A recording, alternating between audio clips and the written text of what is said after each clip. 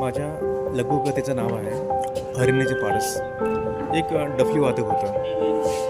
तो छान डफली वाजवायचा.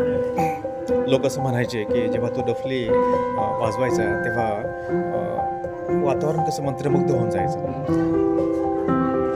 लोक त्याचं डफली वादन तासनतास ऐकत बसायचे. हवासुद्धा काही वेळ त्याचं डफली वादन ऐकण्यासाठी रेंगाळायचं. आभाळातले ढगसुद्धा खाली झुकायचे. एवढं तर त्याचं सुंदर डफली वादन. तो काय करायचा की डफली वादनाच्या सरावासाठी एका नदीकाठी जायचा. नदीच्या काठी असलेल्या एका झाडाच्या खाली बसायचा. शांतपणे डोळे मिटायचा आणि डफली वादनाच्या सरावाला सुरुवात करायचा.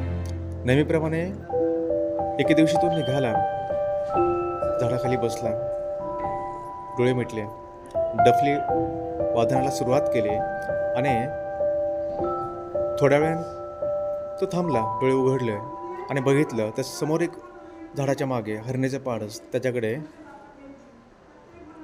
बघत आहे. त्याला वाटलं की असंच असेल काहीतरी, ठीक आहे. त्याने दुर्लक्ष केलं. हरणीच्या पाडसाला जाणवलं की समोरचा माणूस आपल्याकडे बघतोय. हरणीचे पाडस तिथून निघून गेलं. दुसऱ्या दिवशी त्याला तोच अनुभव आला. जेव्हा त्याने डफली वादन थांबवलं तेव्हा त्याने बघितलं की हरणीचे पाडस कालच्यापेक्षा खूप जवळ आलं होतं.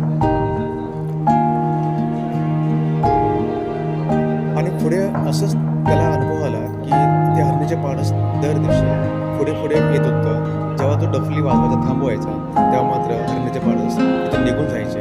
आणि शेवट 5व्या दिवशी मात्र आश्चर्य झालं जेव्हा त्याने डफली वाजवायचं थांबवलं, डोळे उघडले आणि बघितलं तर ते हरणीचं पाडस त्याच्या पायाजवळ बसलेलं आहे आणि एकटक ते त्या डफलीकडे बघत आहे. डोळ्यात त्याच्या अश्रू होते. डफली वादकाला राहवलं नाही. त्याने त्या हरणीच्या पाडसाला विचारलं की अरे पाडसा, माझं वादन तुला एवढं आवडतं का जेणेकरून तू मनुष्याची कोणत्याही प्रकारची भीती न बाळगता इथे वादन ऐकत आहे? तेव्हा ते हरिणीचे पाडस म्हणाले की हे डफली वादक, तुझे काही वाजवतोस ना तर मला काही कळत नाही. वादकाला आश्चर्य म्हटलं का मला.